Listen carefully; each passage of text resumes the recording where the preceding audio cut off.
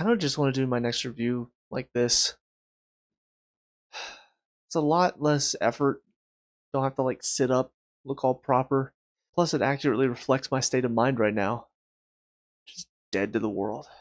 What's up, guys? Mason the Brock Anderson here, and this is The Flash, Season 9, Episode 4, Mask of the Red Death, Part 1. Because obviously we need to have this be a two-parter, because it's so exciting, guys, to see Batwoman on the show, and it's a different Batwoman from another timeline, and I'm gonna get into all of the stupid stuff there. But first, let's talk about some of the side stories that were also really, really stupid. So, Chuck and Allegra, we're still here. We're still here. We're still here. I have to laugh or else I'm gonna cry. Why the hell are we still doing this will they won't they story? It was so funny to me as Allegra comes in talking about, I realize we don't know how much time we have left. And I'm thinking to myself, okay, so she's changed her mind, which means he's changed his mind. And now it's not the right time for them. Sure enough, that's what they did. Now he's the one saying they shouldn't. Like, it's so stupid. God, just either have them get together or have them not. Stop talking about this damn story. Nobody cares. There's no way anybody cares about this will they won't they relationship. It's got to be the least interesting will they won't they I've ever seen in any TV show that I've watched. And I've watched several. But the problem is I don't get it. Like, for Allegra, I could at least understand the logic. I still think it's stupid, but I could understand the logic of they're best friends. She's unsure if she wants that to change, and so it's kind of awkward. Okay, it's stupid that we're still doing this, but okay, at least there's a reason. For Chuck, oh, there's just a lot going on right now. Who gives a crap? Just say that you're a couple and move on. It doesn't have to be this, well, do we go out on dates? Well, what do we do about that? You can figure all that out later. If it's time constraints that's the problem, but just say you're a damn couple and move on. It's so dumb that, oh, it's just timing's not right now. There's a lot happening. Mark just died. Oh, no. Shut the hell up. But then we also move on to Joe and Cecile's story, and the exact same thing happens where Joe wants to move out of the city, thinks it's too dangerous for them to raise a kid in, which is very true. Cecile gets mad. She doesn't want to move. She's mad he's talking to a realtor about finding a place, and then dangerous things happen. She saves their daughter. Somehow. Don't know how she managed to predict that the glass was about to shatter and go at their daughter, but whatever. She predicts it. She stops it with her telekinesis. I will say that scene where she leaves, freaking hilarious. And not in a good way. It was so bad. All she's got to do is run out the door. But instead, she has to force the door open with her telekinesis instead of just running and opening the door. What did you do? You didn't even move. Like, if you were walking toward the door and then you use your telekinesis to open it, okay, you did it on the way so you didn't have to grab the handle and turn. She stands there for a good maybe 2 seconds, maybe second and a half, stands there to make the motion to open the... That's about how much time it would have taken for you to turn the knob on your way. It's so dumb. But of course, at the end of it, what happens? Well, they switch sides. She realizes it is too dangerous to raise a kid there. But Joe, oh, well, she's helping people. And their daughter loves having a mom that's a super... Okay, so we're just ignoring the fact that the kid nearly died. We're just going to ignore that because, oh, well, her mom's so cool. Her mom's saving people and her daughter thinks she's a hero and she's proud of her for that. I'm sure there's crimes and stuff happening even outside the city that are probably less dangerous. There's probably criminals out there that are not threatening to destroy the world like they are in Central City. And I realize if they destroy the world, well, that includes outside the city too. But if you think about it, if they have the ability to end the world, if you're living within the radius of where they are, even if they don't manage to destroy the world, there's still a chance there could be collateral damage, and your house could be collateral damage if you're close enough. So the fact that they're not using logic doesn't make any sense. Keep your daughter safe. Move away from all the dangerous stuff. Cecile should not even be fighting in the first place. They keep trying to raise her power level every single season and make her the most powerful meta in human history. It doesn't make any sense that she has a kid, and in her mind she thinks, yeah, we could just stay here. And then Joe thinks, yeah, that's fine. I just saw my daughter nearly get shredded to bits by glass. That wouldn't happen outside the city, but screw it. She gets to look at her mom and be like, oh, she's so cool. That's worth putting her life in danger. And then the final two things are technically related to the main story, but there are kind of their own separate things. First of all, we see more with Keone. She's still a fortune cookie. She's sitting there talking about, oh, the thunderstorms, they happen whenever there's heat and cold. So we need to mesh with our opposite selves like that. You couldn't just say in fewer sentences, hey, what if we talk to the rogues and see if they can help us out? No, she has to go on this long philosophical explanation to get there. Because clearly time is not of the essence. You know, Flash disappeared, the whole power grid went down. We can take our time. Let's listen to everything she has to say. What's really funny to me is they decided to keep this in. Don't know why. Barry literally calls her Caitlin in this episode.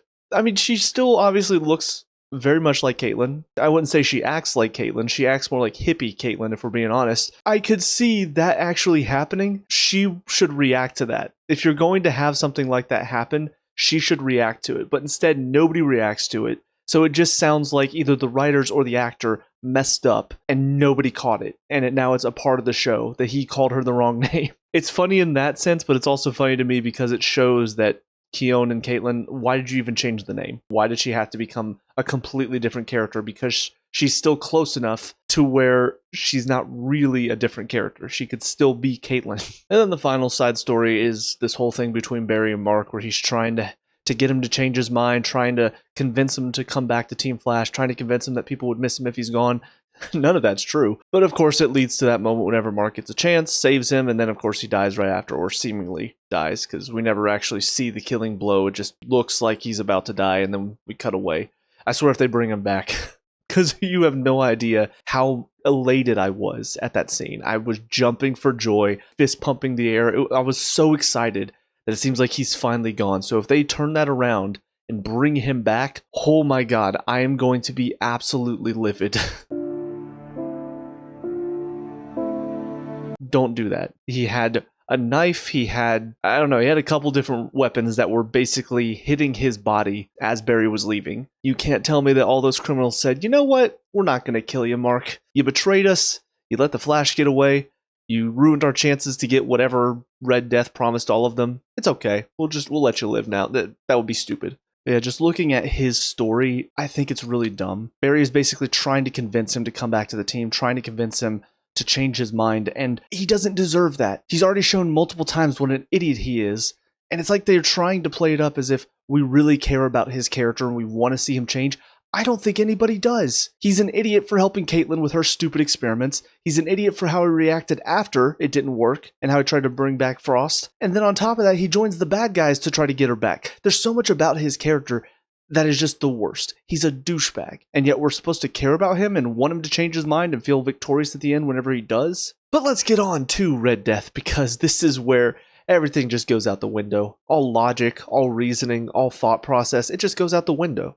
Because who gives a shit, right? Who gives a shit? Let's just write whatever the hell we want and make it work. So this is not Ryan Wilder from our Earth, because I don't know, she's just been missing for the past few weeks for reasons that are, I'm sure, not going to get explained. So this is Ryan from another Earth, and let me tell you, whoever the Flash writers are, they looked at Crisis and said, screw you, Crisis writers, we're going to continue to use time travel, we're going to continue to use alternate realities, alternate Earths, because screw you, that makes our job easier. So screw the fact that you tried to make it like Oliver's big sacrifice to merge it all into one Earth, and that's what he wanted, so we shouldn't really spit on. No, screw all that. We're going to keep using all these alternate timelines, time travel, because it's easy. It's an easy plot device to just pull out of your ass. Oh, it's Ryan from another Earth.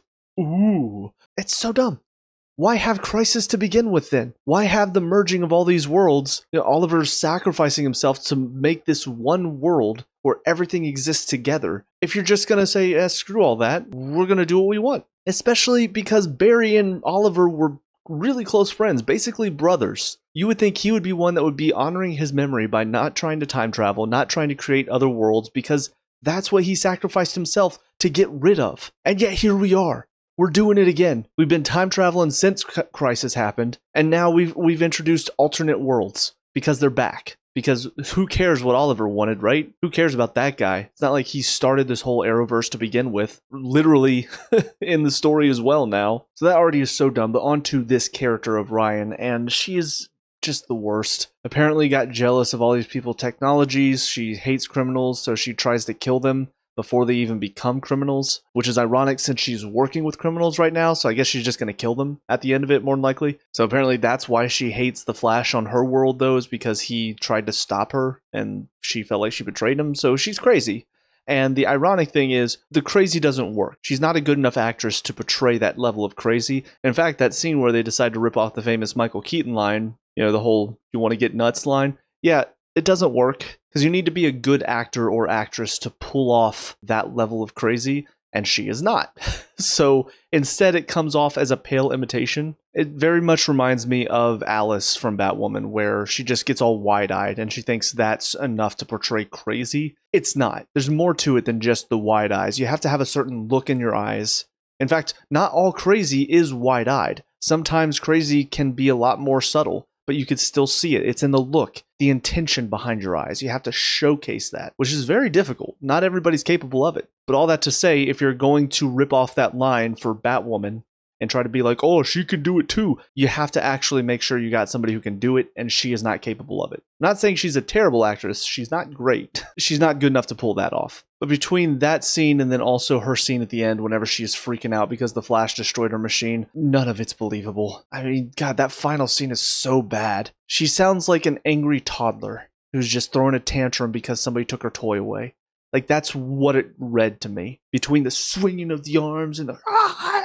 You even got like a little eye twitch that people do whenever they're trying to portray crazy but in a goofy way. Like, ooh, I'm crazy. She's just screaming for no reason. It's so bad, it's almost funny. I think that's everything. I don't know for sure. I probably missed something because there was a lot in this episode that really stupid. Did have one guy, I don't even remember him now, Bavoli or something like that. The guy that can apparently make you feel fear by looking into your eyes or something along those lines. It's so funny because Flash sees him and instead of getting out of there, he waits for him to attack him and then incapacitate him with fear. But then at the end of the episode, whenever Mark turns on them and then tries to fight everybody, he doesn't do that to Mark. He should be able to just incapacitate him like that, but instead, they let Mark get a few hits in because if he's gonna go out, at least let him go out like a badass, guys. He can't go out sad. He's got to go and getting his hits in, even though the four of them that he's up against, especially without his gauntlets that he should have on, without those on, he should easily be manhandled by the four of them. Yeah, I knew this was going to be bad. I didn't know how bad. Thankfully, it seems like it's wrapping up in the next episode. It's going to be weird because I don't know where they're going to go from here. So I assumed that was going to be the final thing for this season, was going up against this speedster, but I don't know. I mean, I'm not mad that it's not continuing because I'm ready to be done with this episode, but yeah, it's just odd. But on to the next episode. I'll see you there.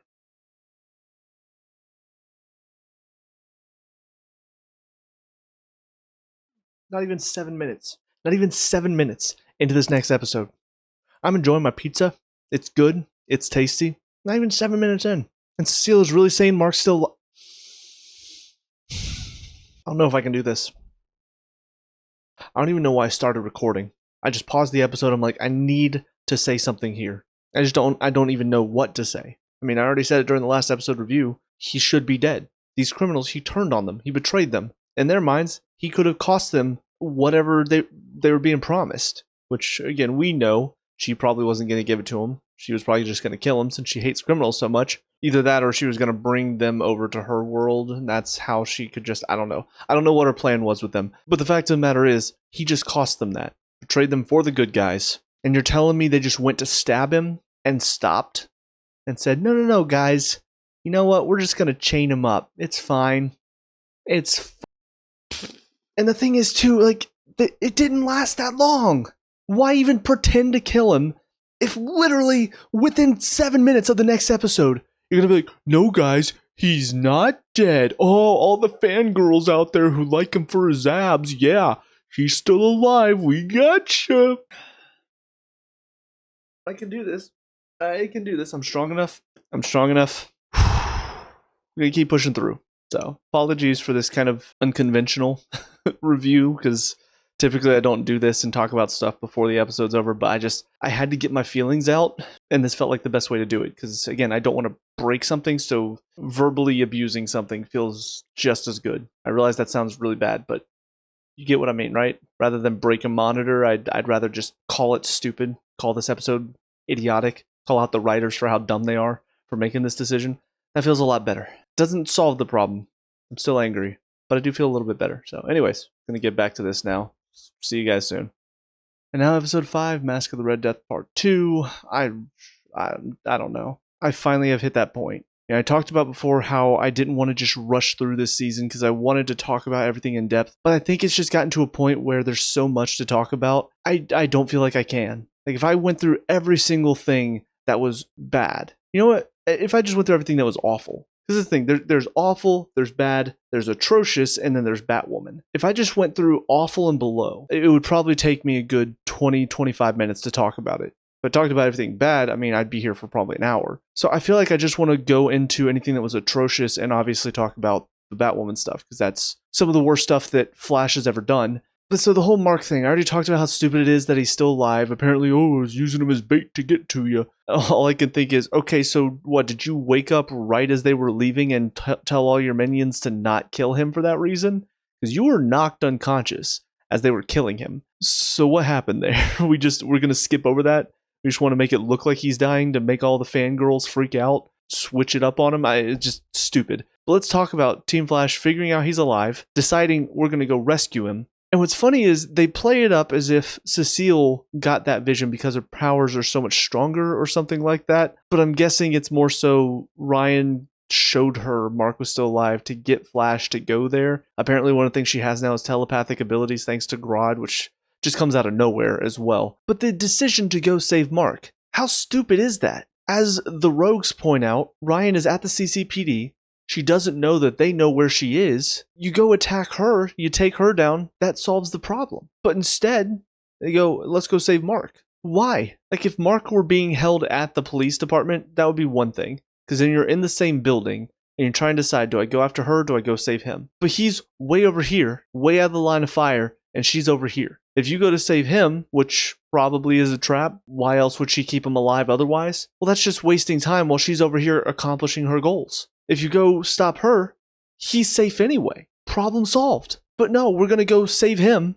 We're going to solve this little problem instead of solving the whole problem. How does that make any sense? On top of that, everything with the other rogues that are working for Red Death, they disappear. We have no idea what happened. She's at the CCPD. Grodd overloads the device that she has built. It blows up, smashes Boomerang, and I don't even remember what the girl with the mask that uses sign language, I don't even remember her name, blows them away. Ryan freaks the hell out because she feels her mind powers going away. Captain Kramer's just gone. And the next thing we know, she's out there calling for Flash to come fight her. What happened to the rest of her team? We never see what even happened with Kramer. That story's just done. No conclusion outside of fighting Red Death, and then we're done. They might have said, to be perfectly honest, a lot of these conversations I stopped listening to because I was just so mind-numbingly bored. So there's a chance they could have said in the final scene after they stopped Red Death. So they could have talked about it, but you show it. You show them being caught. You show what happened to them after. You don't just say, they're still out there, or, oh, well, we captured them, put them in Iron Heights. It's very simple to just show a quick scene with it. It's not hard. And then finally, you've got Keone apparently has powers or something. She like wakes Mark up somehow and then knows that Iris has a baby. Okay, sure, why not? I also will say, kind of funny how bad the editing is in that final scene, because Cecile goes up and asks her, how did you know? I don't know, I just did. And then they cut, and where Cecile was standing next to her standing, and they were talking to each other, they instantly cut and she's sitting down with Cecile standing a little bit away from her. It's really not hard to be consistent in your shots. Just figure out where everybody is, figure out what everybody was doing in this one scene, and then make sure it stays consistent in every angle you shoot from. But no, do whatever. But let's talk about Batwoman now, because this is where, I mean, having her involved to begin with as Red Death was already a horrible decision. But then you have her come in at the end, save the day, in the most goofy fucking over-the-top way as well. Where we see Red Death easily takes down the Flash. Which, by the way, the CGI, that's one of those things that's awful. So not going to go too far into it. But she takes him down. The rogues show up after being like, oh, we're not going to help you. They decide, oh, we will help you. They show up, manage to toss her around a little bit, and then she takes him down probably in about 5 seconds. No problem there. And then just all of a sudden, Batarang shuts down her powers, and out of the fog, here comes Batwoman. Where was she? Why was she missing? Who the hell knows? But she's back, guys. She's back and she's here to save the day. And that's basically what she does. I swear, the Batwoman glaze, actually, let's just say the women glaze in this show. And I know that sounds really bad. Cecile over the top praise about her powers, how amazing she is, all this stuff about, oh, she's the most powerful meta ever. Iris, there's so much I've talked about in the past where it's not enough for her just to be there to help the team, to be a good reporter. No, she has to be out there. She has to be doing stuff because Iris is amazing. And then Batwoman comes in. They give her almost the finishing blow on the villain that's been building up as the Flash's villain this whole time. She comes in, stops her, where the Flash is knocked out. And really the only thing he gets to do is just put the meta cuffs on her. But she's the one that wins the day, basically. And then the next scene with her is Chester. Oh, I mean, you are just so... And then you're so badass. And the levels of... I'm sitting here going, this is the type of shit that I can't enjoy. Because you've got these characters talking about how amazing a character is. When my eyes don't deceive me, I watched season 2. I didn't watch season 3 because season 2 was that bad. Her character was that bad. The acting was that bad. The action was that bad. So you can't suddenly have Chester sitting here talking about how amazing and badass she is and make me, who watched season 2 of Batwoman, go, oh, okay. Well, if Chester said it so, then it must be so. And all this does is confirm what I had the suspicion of earlier, where the writers of Batwoman or whoever's involved in Batwoman forced their way in the door here and said, hey, they canceled us unfairly. We had an amazing show. Definitely weren't getting awful reviews week in, week out from season 1. We didn't get a fair shot. So you better put Batwoman in your show and you better make her save the day because she's amazing. That's what it feels like. And so because of all of that, I hated everything about the ending. I hated everything about her showing up, about the characters glazing her for no reason whatsoever. It was all so dumb. And can we also talk about the ending of that fight scene? Because not only does she come in and take Red Death out stupid easy compared to how everybody else was struggling, but then the rogues stand up and suddenly it turns into a sitcom. I don't even remember what they said, but then she's like, wait a minute, aren't you guys the bad guys? That's what we thought too. And then she says something to Barry and he mentions something about how a telekinetic or telepathic gorilla gave him his powers back or something like that. She's like, is it always this crazy here? It's Wednesday. As they cut to commercial. It's a sitcom. When did it become a sitcom? This is not a sitcom. What the hell happened? Where did this come from? And to make it even worse, we had a scene where the Flash shows up with his powers and Red Death's all confused. How'd you get your powers back? We see him giving his powers to Grodd, and then he mentions something about that to Batwoman, and then we come back from that goofy ass ending, and then he tells them again, yeah, I gave him some of my powers back in the day. We know. We have eyes. We can see what you did. We're not stupid. So now Joe is leaving the show. They want to have their cake and eat it too. They want to be like, okay, well, we're going to get Gemma or whatever her name is. We're going to get her out of that situation because obviously it's dangerous. And if we kept her there, it would look stupid on Joe and Cecile to keep their daughter in the midst of all this dangerous stuff. But we still want Cecile on the show. So Joe's going to come up with this whole thing about, well, I'll move out here. You can come visit. That'll be easy, right? Anytime you and your partner are struggling with something and one of you needs to go one place and the other needs to go another place, just split up. I mean, stay together, but just you go do your thing. She can go do her thing. And you don't need each other. You don't need to be around each other. That's true love, guys. Don't make sacrifices for each other. Cecile, don't make any sacrifices to be there for your daughter and your husband. Don't do that. He's going to do his thing and you do your thing. Even though most of Barry and Iris' story is shown that they need to do stuff together to be successful, now for Joe and Cecile, it's better that they just go their separate ways. They're still together. They're still a couple, but she's going to be here doing her thing. He's going to be here doing his thing. That's how couples work, right? What the hell is this writing? You know what? I'm just going to be done talking about this. There's so much more I could get into, but I've got no more energy left for it. So we're just going to move on to the next episode.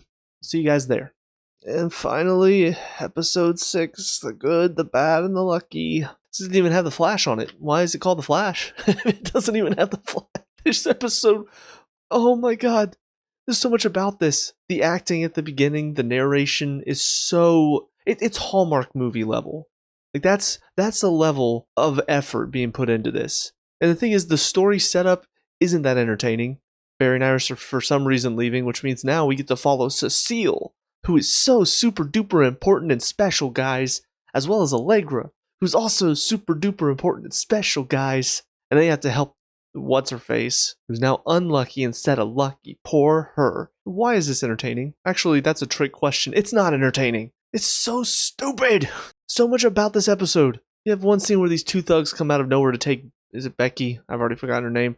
Take her, or as we see at the end, apparently is for her to be a dealer. How does this make any sense? The ring is supposed to reverse powers, right? But at the beginning of the episode, she talked about how her powers used to be where she got good luck and everybody else around her got bad luck, but that's not happening anymore. She came back after Crisis, and those powers, she was getting good luck, but people around her were no longer getting bad luck. It was basically like the negative side effect was taken out. So tell me why now she's got the ring on and suddenly those powers are back now to where she has bad luck and the people around her also have bad luck, except for Tony? How does that work?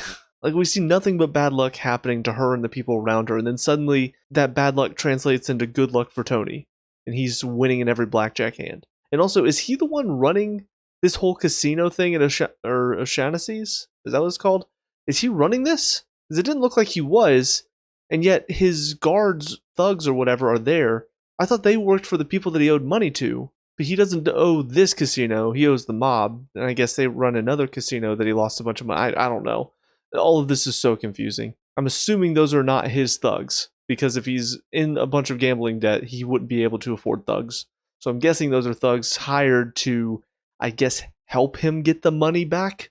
I've never seen thugs working for the mob that are actually trying to kidnap somebody to help somebody who's in debt to the mob get the money back. That doesn't make any sense. If anything, they'd be trying to kidnap the girl so that the mob could use her, not to help Tony pay off his debt. But anyways, two thugs grab her. They're in the bar. Cecile tries to use her powers, causes all the bottles behind them to start rumbling and shaking.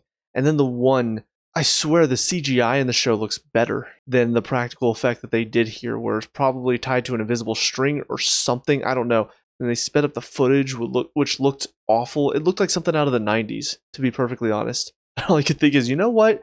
I've complained a lot about the CGI, but if this is what their practical effects look like, maybe the CGI is probably what we should stick with, you know? I think I'd rather see a fake-looking bottle do that goofy little spin, turn, and fall than see a real bottle which would never move like this in real life. Just fall weirdly, spin, turn, roll. It doesn't break when it hits the ground somehow.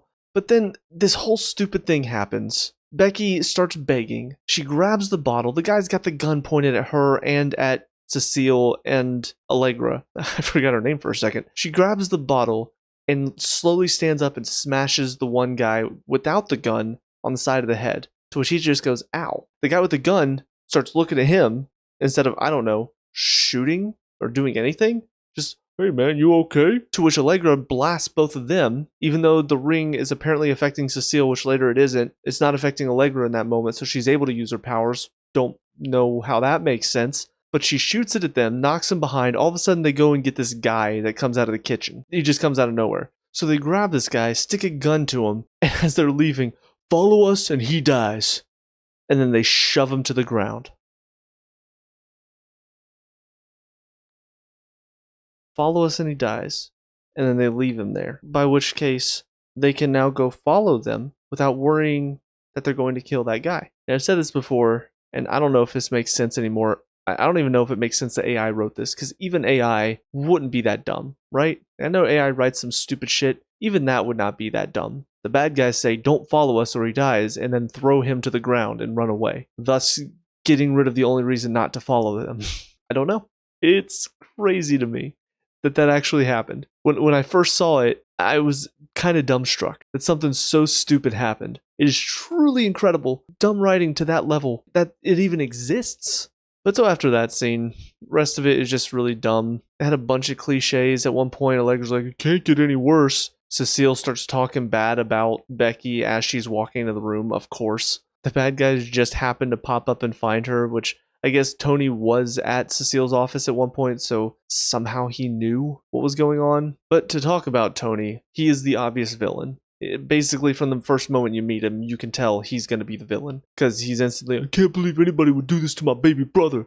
You did it. I've seen enough crime shows, and I've seen enough cliche crime shows to know that anybody who is protesting that much about the person who's been injured or killed, most of the time they're the ones who do it. Writers for cliche shows don't know how to surprise their stupid audience other than just make the guy who seems all beat up about it be the one who did it. But then we get to the end and we find out apparently the ring wasn't affecting Cecile.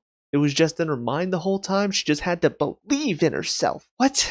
How does that make sense? Also, this guy, this one of the bodyguards, pulls out a gun on them in the middle of this casino in plain view. He starts it by hiding it, but then as he sits him down, he's just holding it out here. People can clearly see what he's doing.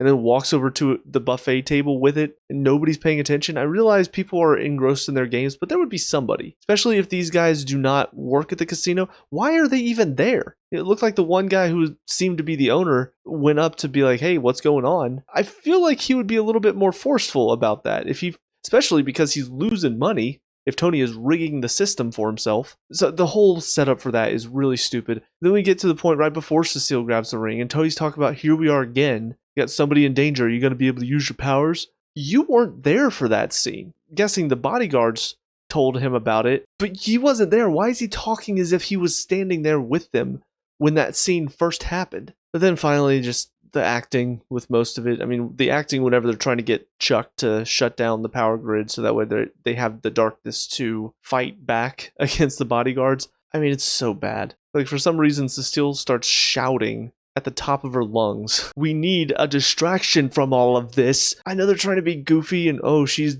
over the top with it because she doesn't know how to be subtle about asking for help. That's just dumb. It's just a stupid line and stupidly delivered. Very poorly acted or directed, one of the two. But then after that, Allegra knees the guy in the crotch, and his reaction, oh! I mean, you might as well have put him on a kid's show in that moment. And I'll be perfectly honest, the other part of this episode was Mark and Keon trying to figure out whether or not she has ice powers. She does and she doesn't. She's not human. She's not metahuman. I don't give a shit. I zoned out for most of that, so I cannot tell you a lot of what happened. I will say, apparently I was doing my thing again where I was listening to what's happening in some of the moments because I was just so bored. I have better things to do, and so I'll listen to what's happening and I'll talk about it. I was not aware that she actually kissed him to wake him back up.